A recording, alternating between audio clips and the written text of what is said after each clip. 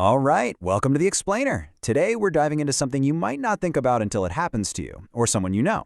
What happens after a driver in Virginia gets a reckless driving charge? Well, a lot of the time, the answer is a program called RADEP. It's a court-ordered intervention that's way more involved than a simple traffic school. So what is this thing? Let's get into it. First off, you might be wondering what even counts as reckless driving, right? Because it sounds pretty serious, and it is. But it's way more than just speeding. We're talking about a specific set of behaviors, the kind of stuff that can take a simple traffic jam and turn it into a serious accident or, a full-blown road rage moment.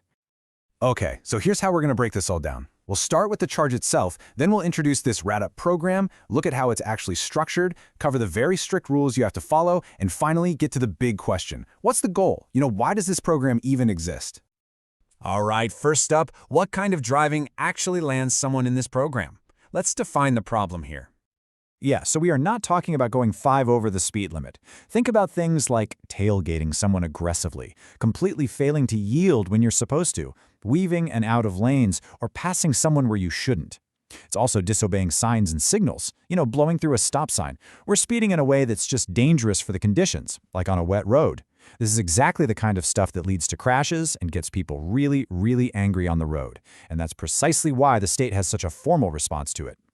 So when a driver gets charged with one of these things, and this is key, it's for non-alcohol-related offenses, the court's response is often less about punishment and more about education. And that's where RADEP comes into the picture. And you got to understand, this is not your typical online traffic school that you can just click through in an hour while you're watching TV. Nope, this is a mandatory 12-hour program, and it's specifically designed to dig into the mindset, the psychology behind that reckless and aggressive driving. Okay, so how do they fill those 12 hours? What does a driver actually do? Well, it's not just one long, boring lecture, I can tell you that. The whole thing is broken down into 2 very different parts, and each one has a totally different mission. 12 hours. Let that sink in. That's a serious commitment of your time. And it's designed that way for a reason. It's meant to cover 2 totally different but equally important areas. First, the practical rules of the road, and second, the psychology of why you broke them in the first place. Now this is where it gets really interesting. You can see how they split it up. Segment 1, the first part, is 8 hours long. It's basically a super deep dive into AAA's driver improvement curriculum. Think of it as a masterclass in defensive driving and Virginia traffic laws, the what you're supposed to do part. But then look at segment 2. It's shorter, just 4 hours, but it's focused on something completely different, the National Safety Council's course on the attitudinal dynamics of driving. This part is all about your behavior, road rage, and anger management. So you go from the rules of the road right into the psychology of the driver. It's a pretty smart approach, right? Now, just showing up isn't going to cut it. To actually get credit from the court and complete this thing, there are 3 super strict, absolutely non-negotiable rules. And believe me, they mean it. There are no shortcuts. And the rules are really straightforward, but they are absolute. First, you have to complete both parts at the same school. No starting at one place and finishing in another.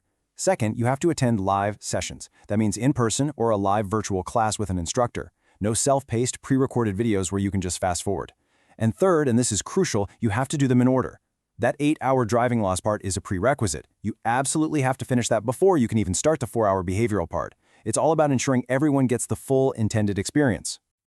Okay, so after all that, after the 12 hours, after following all those strict rules, what's the payoff? What's the whole point of this?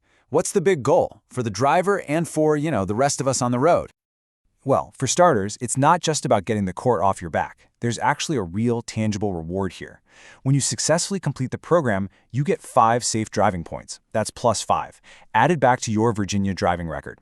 It's a clear incentive, right? A little bit of a carrot that reinforces the whole goal, changing your behavior to make the road safer for everyone.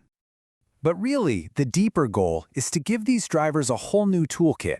It's about teaching them practical skills to navigate stressful situations, like super crowded highways, and maybe more importantly, to help them recognize and avoid the things that trigger dangerous driving behavior in the first place.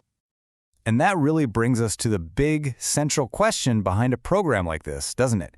Can a 12-hour course, no matter how well designed, truly change a person's core habits on the road? It's a really fascinating attempt to see if education can fundamentally reshape those deep-seated instincts we all have behind the wheel. It really makes you think about that line, between knowing the right thing to do and your gut reaction in the heat of the moment.